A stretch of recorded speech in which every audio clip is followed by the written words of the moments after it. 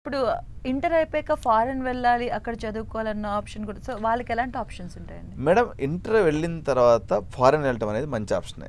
ఎప్పుడు అంటే పిల్లలని మనము ఇండిపెండెంట్గా ఎంకరేజ్ చేసి పెంచినటువంటి ఫ్యామిలీస్ ఎవరైతే ఉంటారో ఓకే, వ్యక్తిగతంగా వాళ్ళని ఎంపవర్ చేసి ఉంటారో పిల్లల్ని, అటువంటి పిల్లలు ప్రపంచవ్యాప్తంగా ఎన్నో ఆపర్చునిటీస్ ఉన్నాయి. ప్రధానంగా మేమైతే ఎక్కువ ఇప్పుడు మా పాప కూడా దుబాయ్కి వెళ్తుందనమాట. ఇప్పుడు ప్రజెంట్ అమెరికాలో ఉన్నటువంటి పరిస్థితి ఆశాజనకంగా లేదు కాబట్టి దుబాయ్ బిట్స్ పిలానీలో డబ్బున్నటువంటి పిల్లలందరూ కూడా అటు వెళ్ళిపోవచ్చు. ఎందుకంటే ఒక 60-70 లక్షలు పెట్టుకుంటే పే బ్యాక్ పీరియడ్ లేకపోతే ఆర్వై అనే ఒక కాన్సెప్ట్ ఉంది మేడం. ఆర్వై అంటే మనం ఒక 70 లక్షలు కాలేజ్ మీద పెట్టినప్పుడు పిల్లవాడు మళ్ళీ ఎన్ని ఏళ్ళలో దాన్ని తిరిగి సంపాదించుకోగలడు. ఒక 3 ఇయర్స్లో వచ్చేస్తుంది. కంఫర్టబుల్గా డబ్బున్నటువంటి పిల్లలందరూ అక్కడ వెళ్ళటం వల్ల ఇక్కడ పెద్ద కాలేజీల మీద ఒత్తిడి తగ్గుతుంది. వాళ్ళు అనవసరంగా ఇక్కడ ఉండి ఇది బాగాలేదు అది బాగాలేదు అనేటువంటి అంటే కంప్లైంట్ బాక్స్గా ఉంటాం కన్నా మీకు సేఫెస్ట్ కంట్రీ దుబాయ్ చాలా బాగుంటుంది. అట్లా వెళ్ళేసి చదువుకుంటే అది వాళ్ళకి ఉపయుక్తంగా ఉంటుంది. ఓకే సార్, ఇప్పుడు కేటగిరీ వైజ్గా 50% వద్దాం. అఫ్ కోర్స్ వాళ్ళకి అసలు ఆ జేఈ ఎంసెట్ ఇంజనీరింగ్ అన్నది ఆ కాన్సెప్ట్ లేకుండా, అంటే ఆబ్వియస్లీ 50% ఉందంటే, బట్ ఇందులో కూడా చాలా మంది అనుకుంటారు నేను చదవాలి ఇంజనీరింగ్కి వెళ్ళాలి, ఆప్షనే చూస్తారు పేరెంట్స్ కూడా స్టూడెంట్స్ కూడా. సో వాళ్ళకి మీరు ఎలాంటి గైడెన్స్ ఇస్తారు?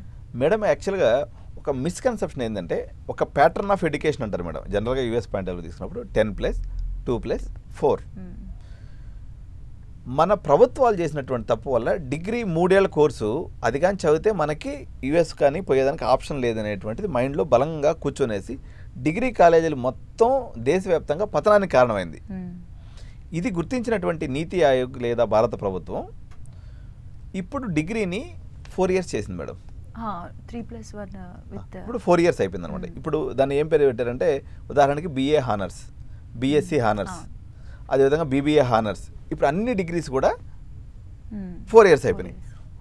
ఈ బీటెక్ అనే దానికి ఆ ప్రేమలో పడ్డానికి కారణం వచ్చేసి అది 3 కాకుండా 4 ఉండటం. ఈ తప్పుని గుర్తించినటువంటి భారత ప్రభుత్వం దేశవ్యాప్తంగా అన్ని కోర్సుల్లో కూడా 4 ఇయర్స్ దాన్ని పెట్టేసింది.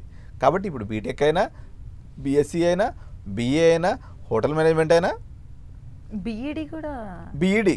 అసలు ఒక దారుణమైన విషయం ఏంది చెప్పాలి మేడం, టీచర్ అవ్వాలనే కళ ఒక్కడ కూడా కంటం లేదు మేడం. వెరైటీగా ఇప్పుడు సమస్య మామూలుగా కొంచెం అవుట్ ఆఫ్ ది బాక్స్ ఆలోచిస్తే అందరికీ మ్యారేజ్ కావాలి కానీ ఆడపిల్లొద్దు.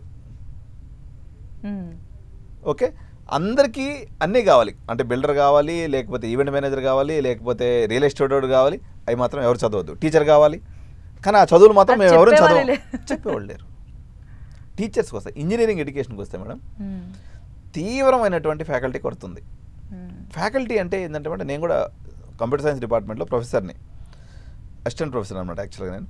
అయితే మా డిపార్ట్మెంట్లో తీసుకున్నప్పుడు నైట్ చదువుకొని పోయి పొద్దున చెప్పేటువంటి ఫ్యాకల్టీ కాకుండా పిల్లలకి యొక్క మానసిక పరిస్థితికి తగ్గట్టు ఎడ్యుకేట్ చేసే పరిస్థితి. ఇంకొకటి ఏంటంటే మేడం, ఇప్పుడు BA సైకాలజీ మేడం, ఇది ఎంత ఇంపార్టెంట్ అంటే మొబైల్స్, ఇన్స్టా రీల్స్ తిప్పి తిప్పి తిప్పి మొత్తం సత్యనాశ అయిపోయింది మైండ్.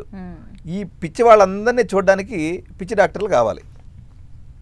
అంటే ఫస్ట్ కెరియర్ కౌన్సిలర్స్ కావాలి, దాని తర్వాత సైకాలజిస్టులు కావాలి, దాని తర్వాత సైకియాట్రిస్ట్. మరి ఎవరు చదవకపోతే ఎక్కడి నుంచి వస్తారు మేడం?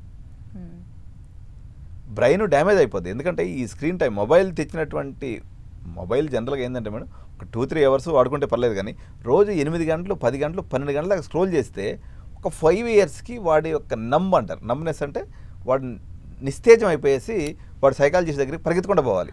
మరి సైకాలజీ ఎవరు చదవకపోతే ఎట్లా మేడం? అసలు ఆ సైకాలజీ కోర్స్ ఎక్కడ ఉంది? ఎంత పెద్ద తెలంగాణ.